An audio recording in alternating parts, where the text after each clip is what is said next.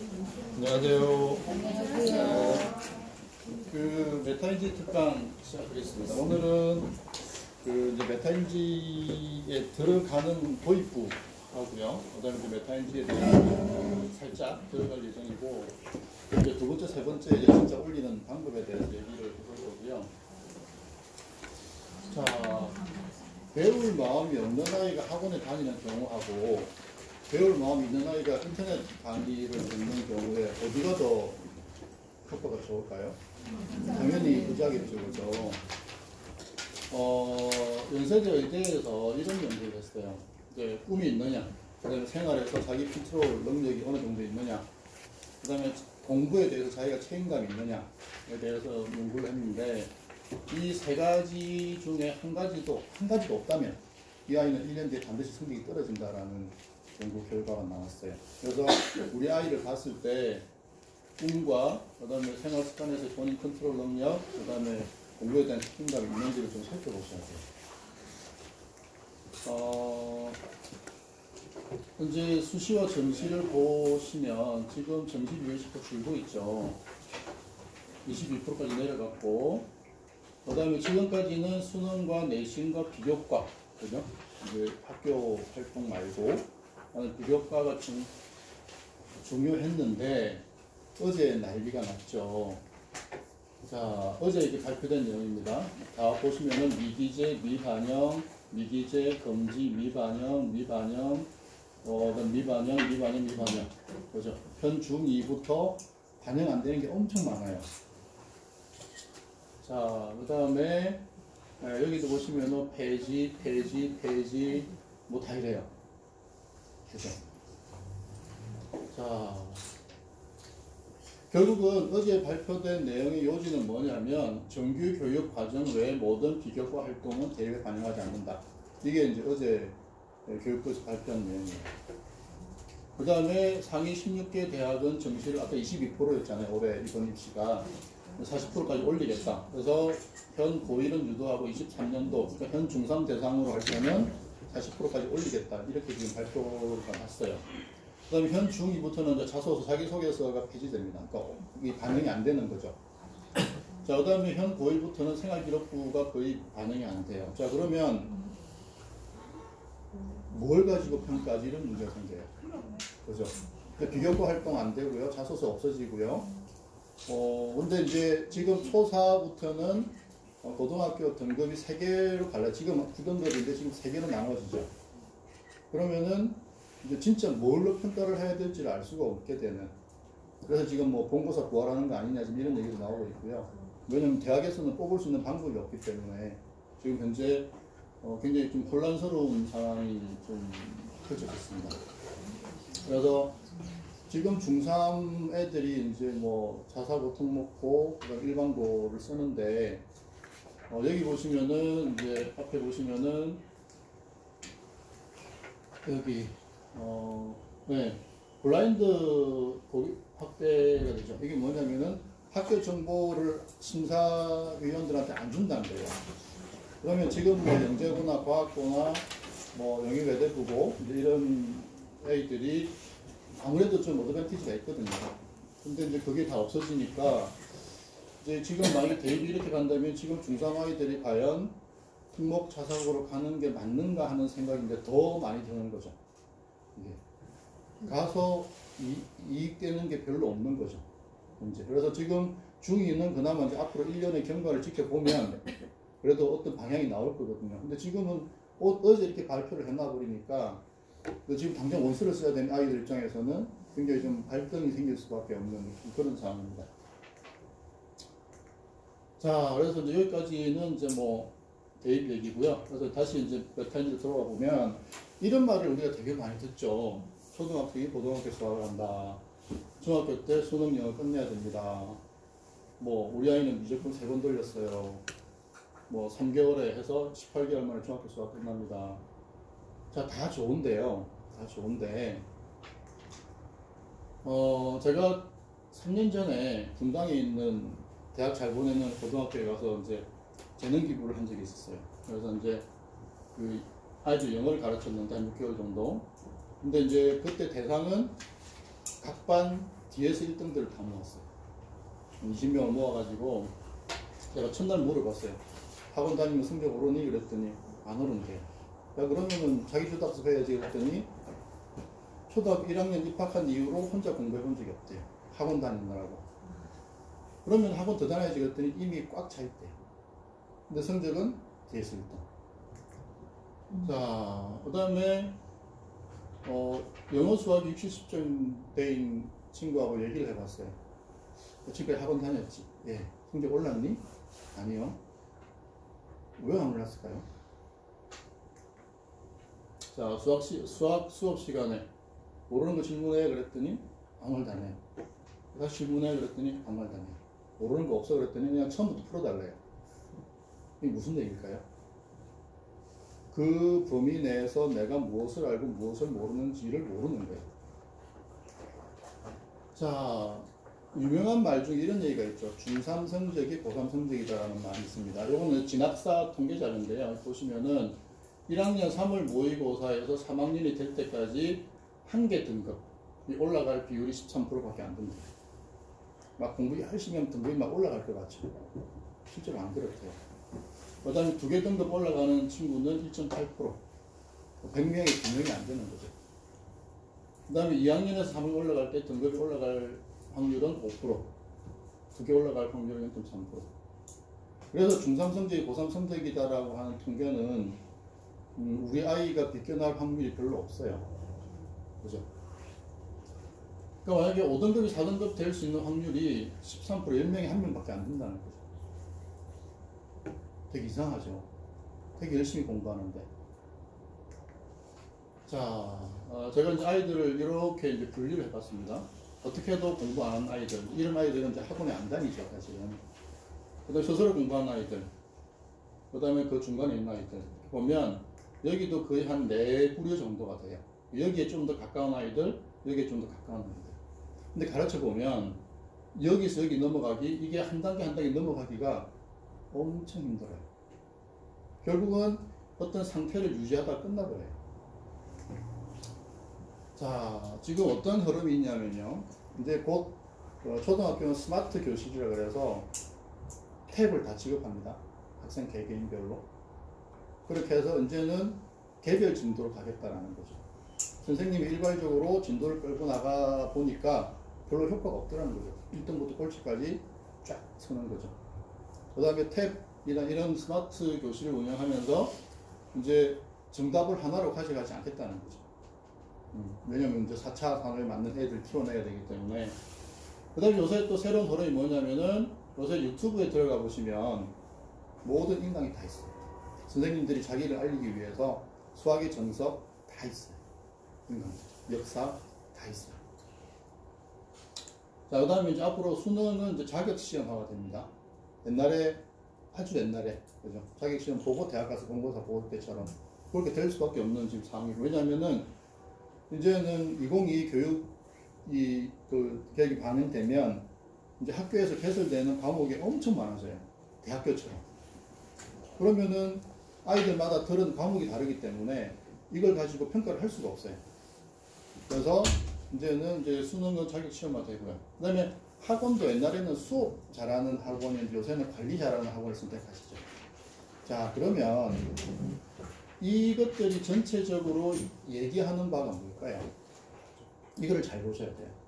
지금까지 우리는 잘 가르치는 것에 집중했죠. 그렇게 해서 몇십 년을 해보니까 별로 효과가 없더라는 거죠. 그거를 알게 된 거죠, 사람들이. 그래서 공부의 핵심은 잘 가르치는 것이 아니고 잘 배우는 거예요. 그죠? 잘 가르치는 사람은 엄청 많죠. 자, 공자께서 이렇게 말씀하셨습니다. 고민하지 않는 학생은 나의 그 어떤 방법으로도 발전하게 만들 수 없다. 그죠? 그러니까 배우려고 하지 않는 사람은 공자님조차도 못 가르친다는 거죠. 그 다음에 소크라테스는 나는 어떤 누구에게 어떤 것을 가르칠 수 없다라고 했어요. 단지 그 사람이 생각할 수 있게, 고민할 수 있게 만들 뿐이다 이렇게 얘기하는 거죠. 그죠? 그러니까 공자님이나 소크라테스도 배우려고 하지 않는 사람은 가르칠 방법이 없다라고 말씀하시는 거죠. 이게 공부의 핵심이에요. 우리는 지금까지 잘 가르치는 것에 집중했죠. 그죠? 근데 결과가 어떻던가요? 지금 어른이 돼서도 여전히 영어 공부를 하시는 분들을 보면 그죠? 뭐 시원스쿨 뭐 어쩌고 저쩌고 가르치는 사람이 못 가르쳐서 그런가요? 아니죠. 자, 그러면 이제 공부의 핵심을 한번 잡아볼게요. 자, 내일이 운전면허 시험이에요. 공부는 하나도 안 했어요. 지금 밤 10시에요. 공부는 해야 돼요. 어떻게 하시겠어요? 그럼 대부분 이런 결론이 나요. 문제지의 답을 달고 빠르게 읽어본다. 그죠? 여기에 사실은 공부의 핵심이 다 들어가 있어요. 자, 문제지의 답을 적는다는 의미는 뭐냐면요. 이해 암기 필요 없다는 거죠. 이때는 우리가 어떻게 표현하죠? 눈에 바른다 그러죠. 그죠? 문제다. 눈에 바르는 이유는 뭘까요? 시험장에서 혹시 생각이 나게 하려고. 그죠? 시간이 없으니까. 그 다음에 빠르게 한다는 말은 뭐냐면 공부 양을 늘리는 거예요. 자, 그 다음에 반복해서 보는 이유는 우리 뇌가 데이터를 저장하는 방식이 반복이기 때문에. 자, 그러면 이런 결론이 나요. 우리가 급할 때는 일단 이해 암기 필요 없고요. 그냥 바르는 거죠, 눈에다가. 그죠? 시험 10분 전에 우리가 하는 게 바르는 거죠. 빠르게 쫙 훑어보면서. 그 다음에 빠르게 여러 번. 근데 평상시에는 이해 암기하면서 천천히 한 번 제대로. 이 공부 방법이 달라야 될 이유가 있을까요, 혹시? 평상시와 급할 때가 달라야 될 이유가 있을까요? 평상시에 이 방식으로 공부를 하면 안 될까요?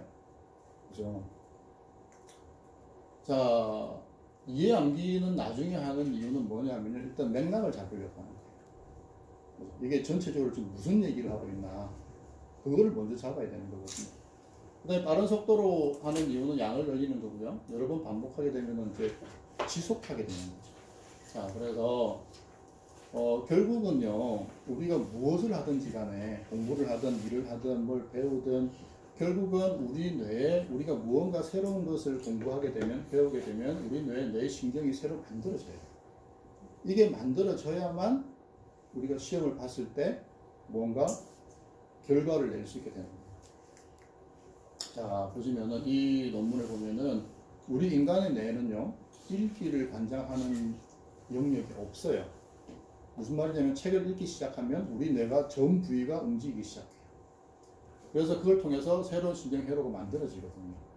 그래서 읽기가 치매 예방에도 좋은 거예요. 자, 우리가 무언가 새로운 일을 시작하게 되면요, 요 엑손이라고 하는 분홍색 신경이 만들어져요.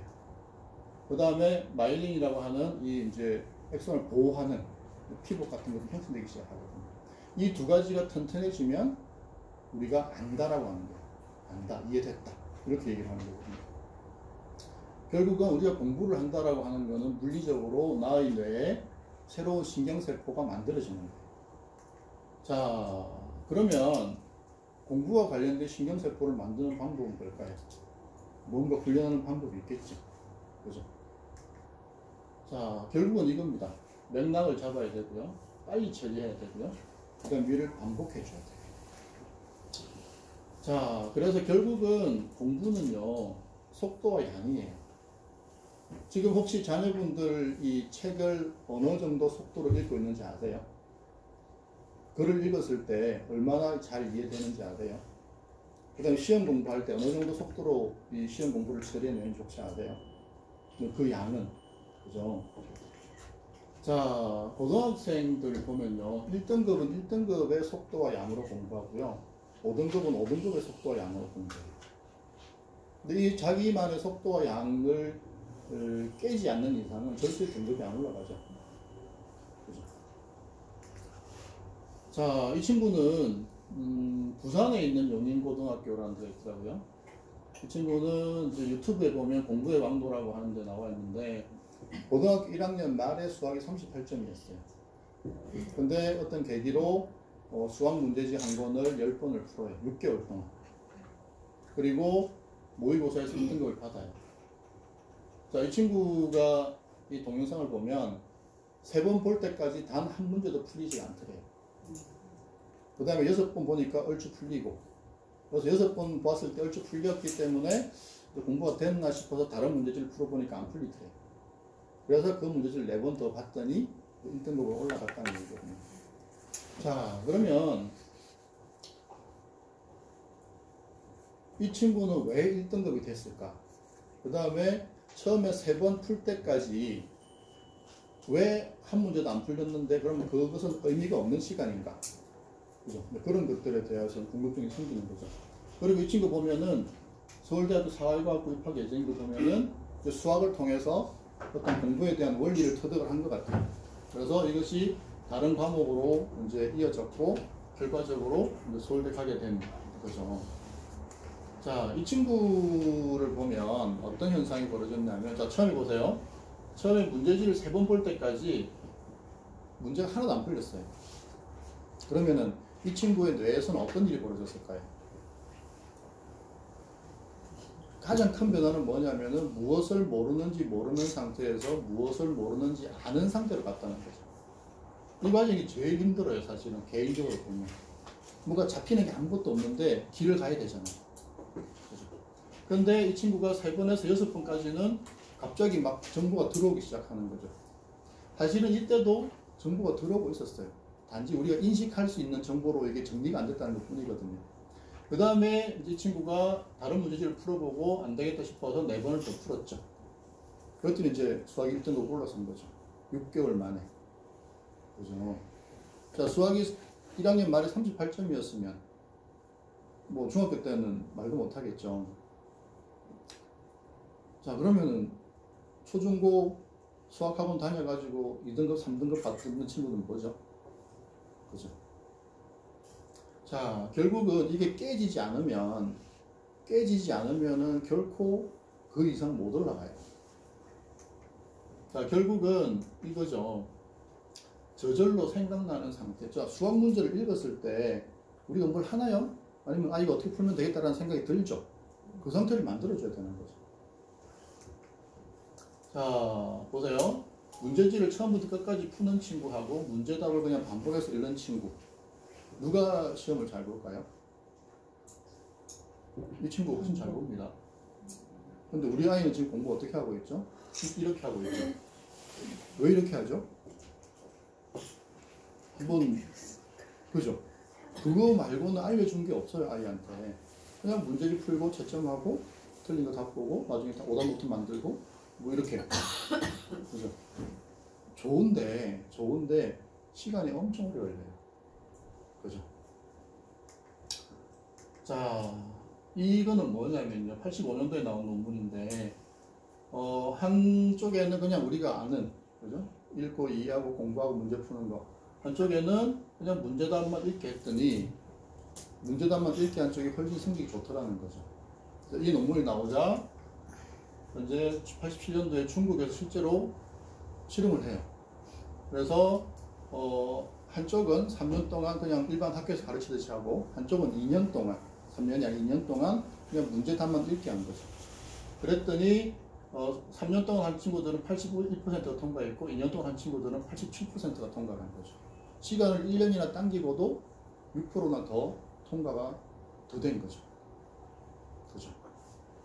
자, 결국은 공부의 원리를 뭐 어떤 경우로든 터득한 애들이 있습니다. 이런 친구들이 주로 전교권에서 노는 친구들이죠.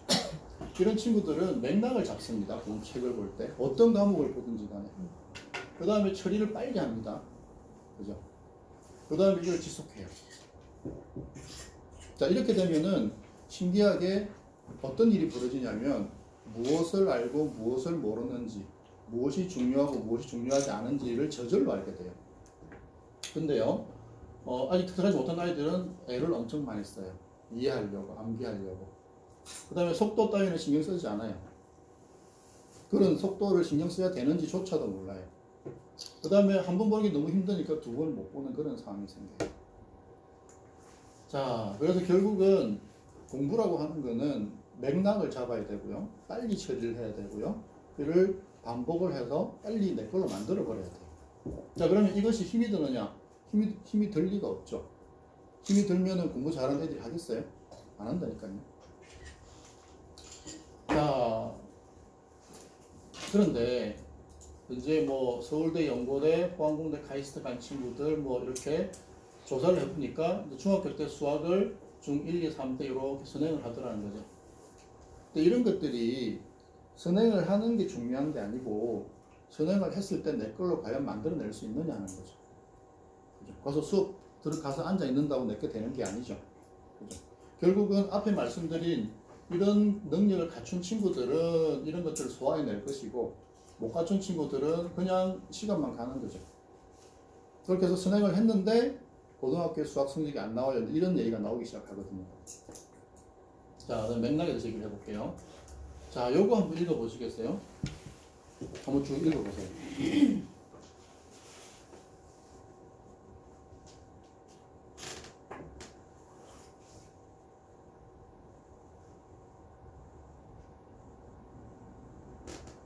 자, 뭐가 생각나세요? 그죠? 메탄거 이산화탄소죠. 자, 이거를 수업 시간에 애들한테 종종 하거든요. 그 초등학생, 중학생 대상으로 했더니 초등학교 6학년 김저한이라는 친구가 제일 정확하게 얘기했어요. 중학생들 어버버버하고. 자, 보세요. 불타는 얼음이라 불리는, 야, 신기하다. 가스 하이드레이트 이런 거 신경 안 씁니다. 요욕 안 해요. 좋은 고압, 온도를 내리고 압력을 올리는구나. 그러니까 가스가 물로 들어가서 고체가 되네. 얼음이 수증기가 온도를 낮추면 물이 되고 온도를 낮추면 얼음이 되는 거하고 비슷하겠네. 압력을 올리면 부피가 줄어드니까 가스가 물이 되고 물이 고체가 되겠네. 그러면 온도를 올려주면 반대 현상이 생기겠네. 그러면은 당연히 얼음이 물로 변하고 물이 가스가 되겠네. 이때 가스 나오는 당연하지. 근데 90%는 메탄이고 메탄 신경 안 씁니다. 뭐가 많이 나오는 게 있구나. 그 다음에 나머지는 이산화탄소 이런 게 있구나. 그 다음에 이런 거 쭉 읽어보면 한 500년 쓸 수 있나 보다. 그 다음에 유해물질이 나오나 보네. 근데 석유나 석탄보다는 작게 나오네. 그래서 앞으로 에너지원이 될 수도 있겠다. 자, 이제 뭐가 생각나세요? 더 생각나시죠? 그죠? 그러니까 이 글을 읽을 때 맥락을 잡으면서 읽느냐 아니면 그냥 읽느냐. 근데 심지어는 우리가 부모님들이 아이들에게 푸시를 가했죠. 성적 잘 받아와, 공부 잘해. 어떤 일이 벌어지냐면 아이들이 글이 눌려요. 글자 자체에 눌려버려요. 그러니까 자기가 뭘 읽고 있는지를 몰라요. 결국은 글을 통해서 맥락을 본다는 것은 그 글이 갖고 있는 세상을 보는 거죠. 그러니까 세상을 보는 친구들이 있는가 하면 그냥 글자 자체에 눌려버려요. 이거 이해해야 되는데. 그게 이거 가스 하이드레이트 외워야 되는데. 메탄, 이산화탄소. 그러니까 그게 눌려버려가지고 뭘 해야 되는지를 몰라요. 그러면 어떤 일이 벌어지냐면 이렇게 되는 거예요. 제가 앞에 보여드렸던 자료를 가지고 초등학교, 중학생들 동시에 테스트를 했거든요. 중학생들이 그냥 단어만 몇 개 말해요. 또는 그 부분.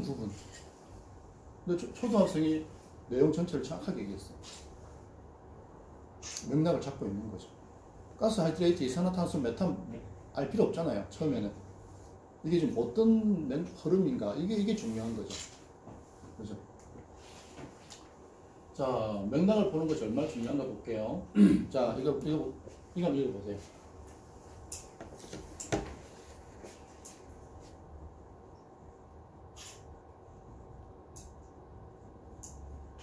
크게 문제 없으시죠? 자, 그럼 이거 한번 읽어보세요. 이건 고등학교 비문학 문제입니다.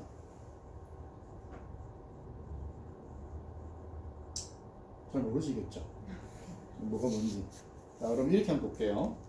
자, 다이어트 프로그램은 헬스클럽이 체중 감량과 같은 목적의 달성을 위해 회원의 운동량이나 식단을 조절하는 것이다. 자, 통화정책은 중앙은행이 물가 안정과 같은 경제적 목적의 달성을 위해 이자율이나 통화량을 조절하는 것이다. 보이세요? 자, 대표적인 다이어트 프로그램 운동하기는 헬스클럽이 회원들을 상대로 운동량을 조절하여 회원의 근육률과 체지방률을 먹고 수준으로 변질시키는 것이다. 대표적인 통화정책은 똑같죠. 그렇죠? 그러니까 일부러 만든 거예요. 근데 단어에 눌리는 애들은요, 여기서 단어에 눌려 그래요. 맥락을 못 잡아요. 근데 맥락을 잡는 애들은 이것과 비슷한 정도로 여기서 관계를 보기 시작해요. 아, 이렇게 되는구나. 이렇게. 그러니까 이거를 못 봐내니까, 여기서 관계를 못 잡아내니까 고등학교 가서 공부는 엄청 열심히 하는데 성적은 안 나오기 시작하는 거죠. 글자에 눌려버리니까. 글자에서 세상을 못 보니까. 그죠? 자, 그럼 우리 아이는 한글에서 글자에 눌리는가 아니면 글자에서 세상을 보는가를 한번 체크해 보셔야 돼요. 만약 글자에 눌리고 있다면 그거는 부모님들이 잘못하신 거예요. 왜? 아이는 스스로 글자에 눌리게 되지 않았거든요. 무언가 외부적인 압력이 있었던 거죠. 그러니까 부모님이 잘하라고 하니까 부모님의 기대에 부응하고 싶고, 그러려 보니까 애를 썼고, 애를 쓰다 보니까 세상을 보다가, 어릴 땐 세상을 봐요, 책에서. 그러다 글자를 보기 시작하는 거죠. 글자에 눌리기 시작하는 거죠. 자, 수학에서 글자에 눌리나요? 수학에서 세상을 보나요? 그죠? 영어는 어떤가요? 영어는 뭐 읽어도 내용도 모르잖아요. 자, 영어에서 세상을 보게 하는 곳이 이 동네에 있습니다. 자, 그다음 처리 속도.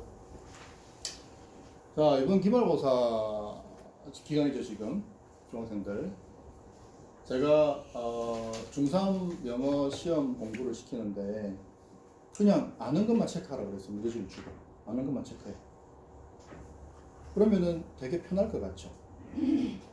근데 아는 것만 체크 못합니다, 애들이. 신기하게도. 어떤 친구는 1시간 한 개 끝내요. 어떤 친구는 6시간 만에 하나를 끝내요. 왜 그럴까요? 아는 것만 체크하면 되는데. 여기서 영어를 배우는 친구가 한 명 있는데, 이 친구가 처음 왔을 때 제가 야, 아는 것만 체크해. 모르는 거 하지 마. 그랬어요. 하질, 손이 안 나가는 거예요. 집에 가서 펑펑 울었대요, 엄마한테. 엄마, 학원에서 모르는 거 넘어가래. 자, 초등학교 4학년이 세상에 얼마나 푸시를 받았으면 모르는 걸 못 넘어갈까요? 그죠? 그 눈물까지 흘리면서. 걔가 왜 그럴까요? 무언가 계속 눌려왔던 거죠. 자, 이게 아이들 공부량이 진짜 다릅니다. 그냥 시험 기간에 똑같이 공부하는 것 같죠? 10배 이상 차이 납니다. 공부량이. 그죠? 일단 처리 속도가 달라요. 아까 보여드렸던 것처럼. 그죠? 그 다음에 투입 시간도 달라요. 처리 속도가 빠른 애들이 투입을 많이 하죠. 그렇죠? 자, 보세요. 근데 처리 속도가 4배인 애들이 보통은 투입도 많이 해요. 자, 우리가 이제 글자를 읽어보면 초등학생들이 보통 한 분당 200, 300 자. 그러니까 그 다음에 중학생이 한 5, 600, 고등학생이 한 7, 800, 성인이 보통 한 900에서 1000 정도 보거든요. 근데 놀라운 사실은 뭔지 아세요? 제가 이제 요거 세 번 참석하시면 아이들 이제 글읽기 수업 한다고 했잖아요. 그 자리에서 바로 20%나 50% 바로 올라가요. 그냥 딱딱딱 짚어주면. 자, 보세요. 만약에 1.5배가 빨라진다라고 하면 쉽게 말하면 그냥 50%가 빨라지는 거잖아요.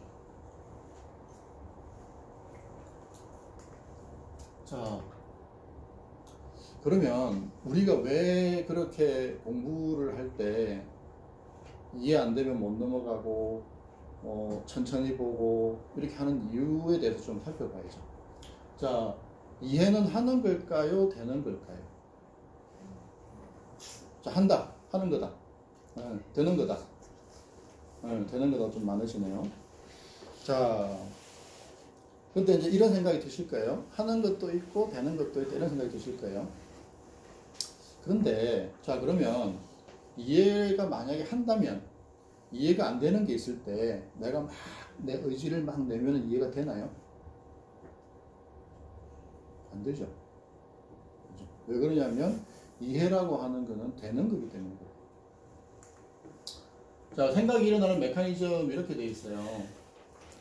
우리가 오감이 있잖아요. 오감. 보고, 듣고, 냄새 맡고, 맛보고, 피부로 느끼고 이런 것들. 오감으로 무언가가 감각이 되면요. 그 정보가 우리 무의식의 뇌로 들어가요. 그 다음에 여기서 결론이 나버려요. 어떻다 저떻다 하는 것들이. 그 다음에 그 정보가 의식으로 넘어와요. 그래서 우리가 알게 되는 거예요. 그래서 나한테 그렇게 잡생각이 많은 거예요. 자, 그럼 이해도 마찬가지예요. 우리가 눈을 통해서 글을 보면 그 글의 내용에 대해서 무의식을 내서 정리를 해버려요. 이거는 안다, 이거는 모른다. 그죠? 그렇게 해서 통보를 해줘요. 자, 그러면 안다라고 통보받은 거는 그냥 아는 거니까 오케이. 모른다고 통보받은 거는 어떻게 할 수가 없어요. 정보를 더 넣어주지 않는 이상에는. 그죠? 자, 이해는요, 하는 것이 아니라 되는 거예요. 이거는 뇌과학적으로 이미 다 규명이 된 거예요. 자, 그러면 동영상을 잠깐 하나 보여드릴게요.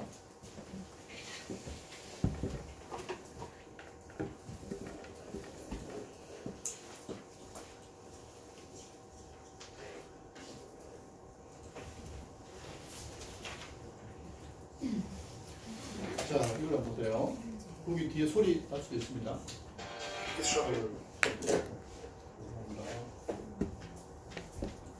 Mindestens eine Viertelsekunde alt.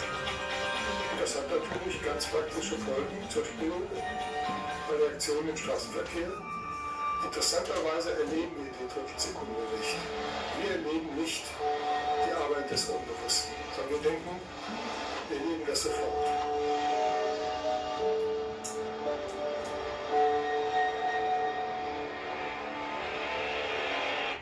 자, 창고에서 공이 튀어나오고요. 여기 차들이 주차되어 있고 여기는 도로예요, 도로. 그래서 이 꼬마 아이가 공을 쫓아갔다가는 교통사고 날 수 있는 그런 상황이죠. 그때 이 여성의 뇌에서 어떤 일이 벌어지는가 하는 뇌과학 다큐멘터리예요.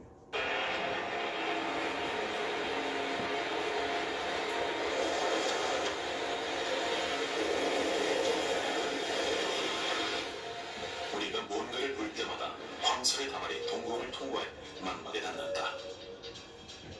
새로운 데이터가 시신경을 따라 질주하는 수백만 개의 신경 충격으로 보고가 되고 0.05초 후에는 우리 의식이 움직인 지상의 신경세포에 도달한다. 0.05초 만에 도달을 합니다. 비상시에 지상은 그 이미지를 머리 뒷부분의 시각 피질뿐 아니라 동시에 우리 머릿속의 비상단추인 편도체로도 전송해. 자, 여기가 이미 무의식의 뇌예요. 우리가 컨트롤할 수 없는. 즉시 우리가 행동에 나서게 만든다. 그리고 0.01초 후면 이때 이 여성은 생각이 없습니다. 그냥 움직이는 거예요. 우리는 이유도 모른 채 움직인다. 다음은 무의식의 영역에서 그 이미지를 분해한다. 자, 무의식의 영역에서 지금 들어온 시각적 정보가 뭔지를 조사하고 결론을 내립니다. 특수신경세포들이 색과 윤곽 등을 분석해 그 결과가 경험의 데이터베이스를 통과하게 한다.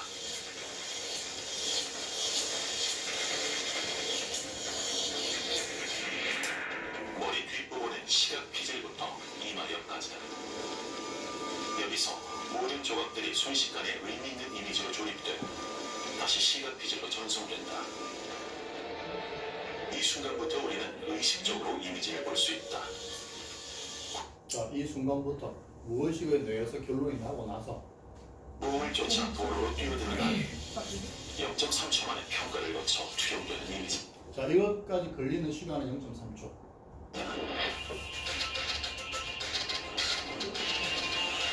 그래서 마사는 때맞춰 아이를 붙잡을 수 있는 것이다. 자, 그래서 과학자가 뭐라고 하냐면요, 우리는 항상 0.3초 뒤를 산다 그래요. 그죠? 우리가 인식하는 모든 것은 최소한 0.3초 전의 일이었다라고 얘기를 하는 거죠. 자, 그러면 공부도 마찬가지죠. 이해는 되는 거예요. 자, 그러면 이게 어떤 의미를 가질까요? 이해가 되는 거라면 이해하려고 애쓸 필요가 없다.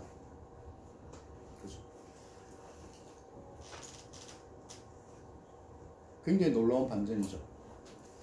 우리는 지금까지 애를 많이 썼죠. 이해하려고. 자, 우리가 글을 이해하려고 하는 이유는 뭘까요? 왜 글을 이해하고 암기하려고 할까요? 그 이유는 저절로 생각나게 만들려고 하는 거예요. 필요할 때. 그죠? 자, 그러면 저절로 생각나게 하는 방법이 꼭 이해밖에 없을까요? 이해하고 암기한다. 보통 이렇게 우리가 많이 접근을 하죠. 근데 암기하고 이해하면 안 될까요? 그냥 막 여러 번 읽으면 안 될까요? 문제답만 보면 안 될까요? 제 경험입니다만 공과대학에 가면요, 교수님들이 옆에 교수님들하고 상의 안 하고 막 가르칩니다. 그러면은 안 배운 것도 막 시험을 내요. 그러면은 그 수학이 이해가 안 되는데 시험을 봐야 되는 상황이 돼요. 그럼 어떻게 할까요? 공대생들이? 그냥 외워요, 그냥. 풀이 과정을 외운다고요. 외울 수는 있거든요. 아, 수학적 이론은 모르지만, 아, 이렇게 푸는 거구나, 이렇게 돼요. 그리고 1년 뒤에 이해하게 돼요. 아, 그때 이게 이런 거였구나, 이런 식으로. 자, 내 걸로 만드는 방법 다양하게 있습니다. 꼭 굳이 이것만 고집할 필요는 없는 거예요. 자, 그 디딤돌 유튜브에 보니까 디딤돌 그 수학 이사라는 분이 초등학교 사고력 수학을 잘하는 방법이 무엇인지에 대해서 엄청 질문을 많이 받나 봐요. 그랬더니 이분이 뭐라고 했냐면은 경험을 많이 하고 책을 많이 읽으세요. 그러더라고요. 수학을 더 하라고 하는 게 아니고, 수학을 더 해봐야 사고력 수학 문제는 안 풀린대. 뭐 디딤돌 수학 이사가 그렇게 얘기하는 거 유튜브에서. 자, 글이 이해되는 속도를 올리는 방법은 책을 읽는 거죠. 그죠? 우리가 경험을 통해서는 결국은 100년밖에 못하지만 책을 읽으면 몇천 년의 경험을 우리가 할 수 있잖아요. 자, 그래서 책 읽기에 대해서 그 한미화 작가가 하는 동영상을 제가 보여드릴게요.